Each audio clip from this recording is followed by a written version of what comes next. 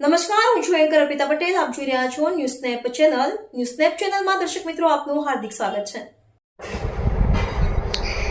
ગુજરાતમાં વધુ એક ચોંકાવનારું કાંડ. નકલી અધિકારીઓ પછી હવે સુરતના નાસિરનગરમાં નકલી ડિમોલેશનનો ખેલ. સુરતના કતારગામ ઝોન હેઠળ આવેલા નાસિરનગર વિસ્તારમાં થયેલી તોડફોડની ઘટનાએ સમગ્ર શહેરમાં ગંભીર પ્રશ્નો ઊભા કર્યા છે. સૌથી આશ્ચર્યજનક બાબત એ છે કે સ્થાનિક સ્તરે પ્રાપ્ત થયેલી માહિતી મુજબ સુરત મહાનગરપાલિકાએ આ ડિમોલેશનને પોતાની કોઈ સત્તાવાર ટીમ સામેલ ન હોવાનું જણાવ્યું છે. જો ખરેખર એસએમસીની કોઈ ટીમ આ કામગીરીમાં સામેલ ન હતી તો પછી નાસિર નગરમાં લોકોના મકાનો અને મિલકતો પર તોડફોડ ચલાવવાનો અધિકાર કોને આપ્યો? શું સુરત શહેરમાં હવે કોઈ પણ વ્યક્તિ સરકારી અધિકારીઓનો દેખાવ કરી એસએમસીના યુનિફોર્મ પહેરી અને હથિયારોના જોરે ડિમોલિશન કરી શકે છે? સ્થાનિક રહેવાસીઓના જણાવ્યા મુજબ કેટલાક લોકો સાદા ડ્રેસમાં તેમજ કેટલાક એસએમસી જેવા યુનિફોર્મમાં સ્થળ પર હાજર હતા. જો તેઓ પાલિકાના અધિકૃત કર્મચારીઓ નહોતા તો પછી એસએમસીના યુનિફોર્મ ભરનારા લોકો કોણ હતા? સાદા ડ્રેસમાં હથિયારો સાથે આવેલા લોકો કયા અધિકાર હેઠળ કાર્ય કરી રહ્યા હતા? નાસિરનગરના રહેવાસીઓની માંગ છે કે સમગ્ર ઘટનાની ઉચ્ચ સ્તરીય સ્વતંત્ર તપાસ કરવામાં આવે. નાસિરનગરના રહેવાસીઓનો સીધો સવાલ છે, જો એસએમસીની કોઈ ટીમ ન હતી તો પછી નાસિરનગરમાં ડિમોલિશન કરનાર નકલી તંત્ર કોણ હતું? લોકશાહીમાં કાયદાથી ઉપર કોઈ નથી. જો ડિમોલિશન કાયદેસર હતું તો પુરાવા રજૂ કરો અને જો ગેરકાયદેસર હતું તો જવાબદારોને કાયદાના કઠેરામાં લાવો. જી વિપુલભાઈ, નાસિરનગર માટે સુરત મહાનગરપાલિકામાં રજૂઆત કરવામાં આવી છે, તો શું એમાંથી જવાબ આપવામાં આવ્યો?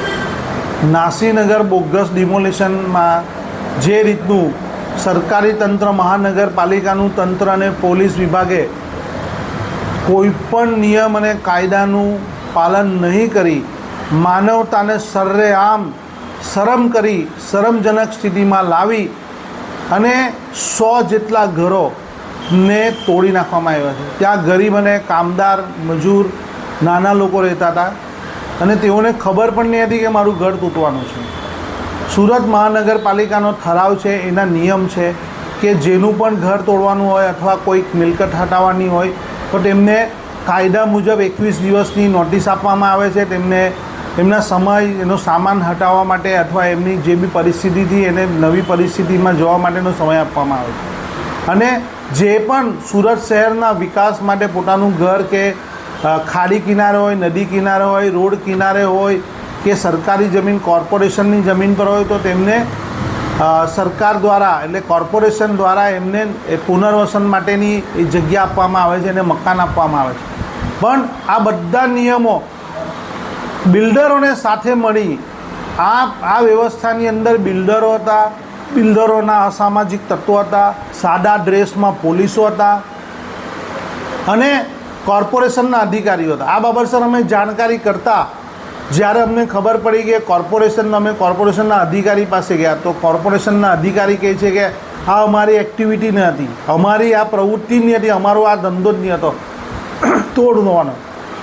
અમે નોટિસ પણ નહીં આપીને અમારું કામ જ નથી. આ કોણ કરી ગયું?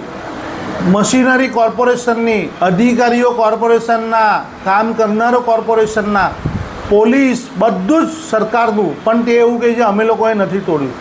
તો આ 100 જેટલા માઇનોરિટી મુસ્લિમ ગરીબ લોકોને ઘર વિહોણા કરી દીધા. તો આ કૃત્ય કોણે કર્યું? એનો જવાબ આજે સરકાર અમને આપી શકી નથી. અમે એમની પાસે માંગ્યો છે કે તમે પોલીસ બંદોબસ્ત માંગ્યો, પોલીસને પૂછ્યું કે તમારી પાસે કોણે માંગ્યો પોલીસ, એને પણ અમને કાગળ નથી આપ્યો. કોર્પોરેશનના કમિશનર સાહેબને મળ્યા, કમિશનર સાહેબ કે આ એક્ટિવિટી અમારા સ્ટાફ તરફથી નથી થઈ. સ્ટાફ ત્યાં હાજર હતો, વિડીયો, કેમેરા, પુરાવા બધું જ છે. પણ આ કઈ રીતની સરકાર ચાલે છે? એ લોકોએ બિલ્ડરો સાથે સાઠગાંઠ કરી અને આ રીતે ગરીબોની જગ્યા ખાલી કરાવવાનો એક સોપારી લીધી હોય અથવા એક ગુનાહિત કૃત્ય કર્યું હોય એવું દેખાઈ રહ્યું છે. આગળ શું, કયા પ્રકારની રણનીતિ કોંગ્રેસની રહેશે? અમે હમણાં તમામ પુરાવાઓ ભેગા કરી રહ્યા છે અને આ પુરાવાના આધારે અમે ઉચ્ચ ન્યાયાલયમાં જઈએ છીએ. એમને તો રજૂઆત કરી જ છે, એમના ઉચ્ચ અધિકારીઓને કરી છે, કમિશનરને કરી છે, કલેક્ટર સાહેબને કરી છે. તેમજ અમે આ બાબતસર હ્યુમન રાઇટ્સ કમિશનમાં પણ જશું અને આ કેસ ખૂબ જ મજબૂતાઈથી લડશું. અને ગરીબ અને જે અન્યાય થયેલો છે, જેવા ગરીબ અને નાના માણસોના માટે કોંગ્રેસ હંમેશા સાથે રહે છે.